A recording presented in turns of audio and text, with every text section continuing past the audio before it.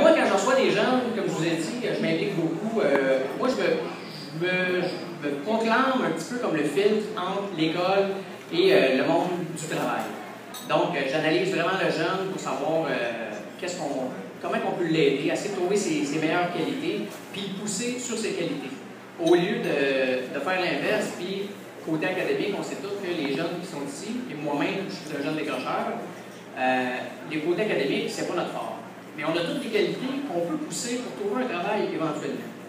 Quand je vous dis que j'ai lâché l'école, effectivement, je lâché moi à 15 ans et j'ai été chercher mon cours de soir pour avoir mon équivalence. C'est pas un chemin facile, mais si je suis là aujourd'hui, c'est aussi pour donner espoir aux gens que si vous avez du guts, comme on dit, il y a de l'espoir.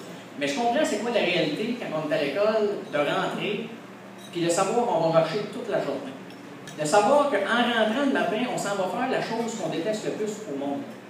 Et qu'est-ce qui est plate, c'est qu'aujourd'hui, dans notre société, on juge un petit peu l'avenir d'une personne par rapport à ses capacités académiques. Et ce qui est dommage, c'est qu'on est en train de se priver d'excellents talents. Parce que, comme dirait Einstein, ça sonne toujours bien quand tu cites. Einstein a dit « Tout le monde est un génie ». Mais si tu juges un poisson, si tu juges un poisson sur ses capacités à grimper un arbre, il passerait sa vie à croire qu'il est stupide. Et moi, j'adore cette phrase-là, mais c'est une phrase au deuxième niveau. Je vais vous la dire au premier niveau, vous allez voir qu'elle fesse un peu plus. Alors, tout le monde est un génie. Mais si tu juges un jeune avec difficulté d'apprentissage sur ses capacités académiques, il passera sa vie à croire qu'il est stupide. Alors, voyez-vous que la phrase prend un autre sens complètement. Alors, moi, je dis qu'on peut viser sur les qualités des jeunes pour essayer de leur dire, regarde, t'es bon là-dedans, alors dirige-toi vers telle ou telle chose. Mais avec l'école Raymond, je vous le dis, les jeunes ont vraiment l'avenir possible. Les 2 premières années, pour moi, ça n'a pas été fructueux. Voyez-vous, c'est important, tu es à l'école. Fructifieux. On va le dire en même. Faites votre âge chez vous, en bonne Alors, les 2 premières années, ça n'a pas été concluant. C'est ça, être autodidacte, on réussit à découvrir à travers le système. Mais cette année, j'ai été agréablement surpris. Et je suis content aujourd'hui de remercier Sébastien, qui est arrivé sur mon... il m'a appelé premièrement, parce que c'est eux autres qui vont m'appeler le programme de stage. Et il est arrivé sur le chantier avec Mme Hébert. L'air de rien, bien sympathique, souriant. Moi, déjà, tu passes le test. Et après ça, là, on commence à travailler, puis je lui demande un morceau pour à courir. On en a pogné un sur le Red Bull du Sony. Fait que, bon, ça reste comme ça. Continuez à lui donner des tâches, des choses à faire. Et là, je me suis rendu compte à quel point il était attentif.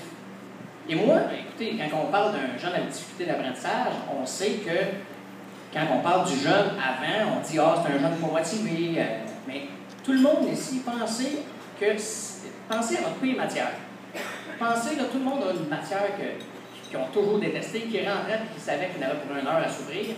Mais pour un jeune décrocheur, c'est ça à toutes les matières. Toute la journée, tu te forces pour toi, pas du tout. Tu le fais parce que tes parents te disent que c'est bon. Tu le fais parce que la société te dit que tu n'auras jamais d'avenir si tu n'as pas un secondaire 5.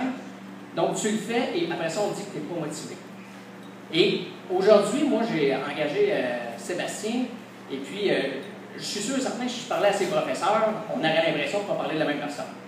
Ça me dirait, il n'est pas motivé, il ne s'applique pas, il se fout de son avenir. Moi, je dirais, un peu, je pense qu'on n'a pas le même dossier. Là. Non, parce que moi, je vais vous parler du Sébastien que j'ai engagé, qui rentre le matin souriant, 15 minutes d'avance, que quand on fait quelque chose, il pose des questions, et dans le jargon en rénovation, on dit lire le chantier. Tu vas avoir des cours à l'université, c'est pas tout le monde qui est capable de lire un chantier. Mais Sébastien, quand je l'observais, je me suis dit, aïe, il est capable de lire le chantier quand j'ai eu des gars qui avaient supposément 15 ans d'expérience, qui n'étaient même pas capables de le lire comme lui. Mais il a trouvé ce qu'il aimait. C'est quoi la différence entre le Sébastien il y a 2 ans, que les professeurs négligeaient ou disaient qu'il n'y avait pas de motivation, puis le Sébastien d'aujourd'hui? C'est qu'il fait quelque chose qu'il aime. Il rentre le matin en sachant qu'il va apprendre, qu'il est content d'apprendre, il est content de poser des questions, parce qu'il fait quelque chose qu'il aime. Alors, c'est ça. Là, j'ai un blanc, moi je parlais, j'avais une belle phrase, puis pouf! Un blanc. Il fait quelque chose qu'il aime. Oui, c'est ça. Ça s'arrête à là, c'est pour ça qu'il n'y avait pas de suite, qu'il y avait un point. Mais ici, mettons, mes professeurs vous parlaient du jeune Danny de 13-14 ans, ils vous diraient exactement la même chose. Même que mon village, que je restais dans le coin de Shawinigan, j'étais le rebelle. J'étais le voyou, là, qui n'aurait pas d'avenir éventuellement. Mais jamais je l'ai fait en me disant « Ah, vous allez voir, je vais vous le prouver ». Je l'ai fait seulement ce que j'avais le goût de faire dans la vie. Puis, j'ai fait une conférence pour les jeunes décrocheurs à Shawinigan dernièrement. Puis, quand j'ai eu terminé, il y a un jeune qui est venu me voir et il me dit « Merci ». Fait que là, genre, en fait, t'as aimé la conférence, tu sais? Ah non, non, c'est pas pour la conférence. Il dit, il manquait un bout, parce que c'est pas mal ça que je suis venu faire, la conférence. Il me dit, non, mais il dit merci parce que quand tu parlais pour la première fois, j'avais l'impression qu'un adulte me comprenait. J'avais l'impression qu'un adulte savait exactement ce que je vivais. Et ça, je trouve ça plate parce que, oui, côté académique, aujourd'hui, on se dit, ouais, mais la société est rendue comme ça. Mais si on n'est pas d'accord avec ça, changeons un petit peu les choses. Et comme je vous dis, on est en train de se priver de tellement de beaux talents. Einstein, que j'aime bien, n'a pas parlé jusqu'à l'âge de, je pense, c'est 4 ans. Et les genres de docteurs disaient à ses parents, tu sais, oubliez ça, l'avenir pour lui, il ne fera jamais rien de grand. Einstein, il y a du monde qui ont dit ça à ses parents. Et regardez le talent qu'on se serait passé s'il n'avait pas continué. Et on dit tout le temps, bon, la jeunesse, la jeunesse est bonne, la jeunesse, ça ne veut rien savoir. Puis là, quand, mettons, les jeunes disent, ouais, mais toi, tu le faisais, ouais, dans mon temps, c'était pas pareil. Et là, j'ai une surprise pour vous, les jeunes, pendant que vos parents n'écoutent pas. Nous, dans la rénovation, à un moment donné, je changeais un vrai lard de 1950. Puis dans ce temps-là, ils mettaient des papiers journaux pour niveler. Fait que quand on a commencé à arracher ça, j'ai trouvé les journaux, puis j'étais en train d'écrire une théorie sur le bonheur. Fait que là, je me suis dit, waouh, les journaux de 1950, gardez-moi-les tous, je vais lire qu'est-ce qui se passait dans les années 50 pour voir, tu sais, le genre de qu'est-ce qui influençait le bonheur. Et là, je suis tombé sur quelque chose d'assez impressionnant. 1953, le 7 juin, il y avait un gros titre qui disait « Nos enfants sont-ils terribles? » 1953, ça, les jeunes, c'est vos parents qui ont à peu près 60 ans, d'eux autres, ça. Ils se faisaient dire qu'ils étaient terribles.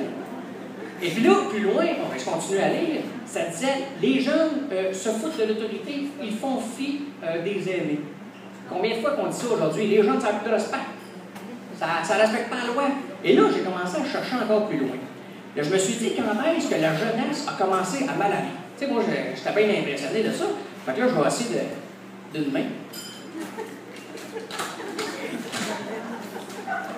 Ça va, non? Et ça, et ça. J'ai trouvé Socrate, 400 ans avant Jésus-Christ, pour ne pas être ostentatoire, 400 ans avant JC. Ou 2800 avant Dali.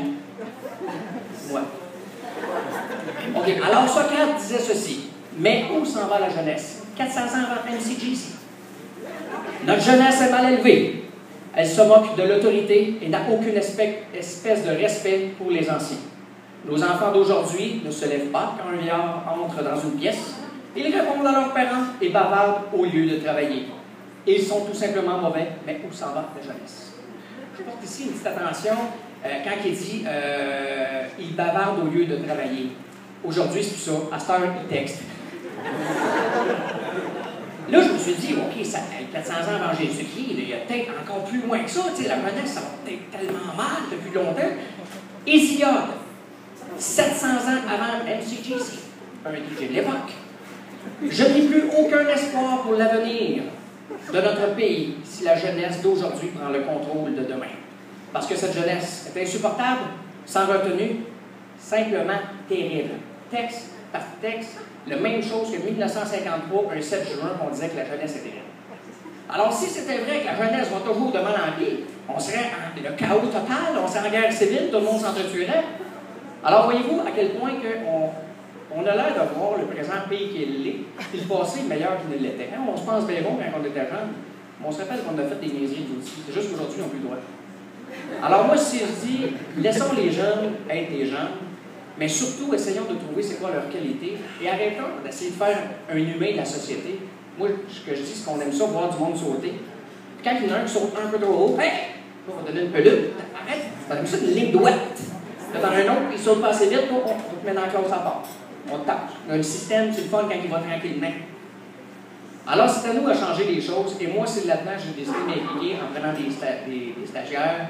C'est d'essayer de trouver leur meilleure qualité et d'en faire des meilleures personnes et leur donner surtout espoir qu'une chance de s'en sortir.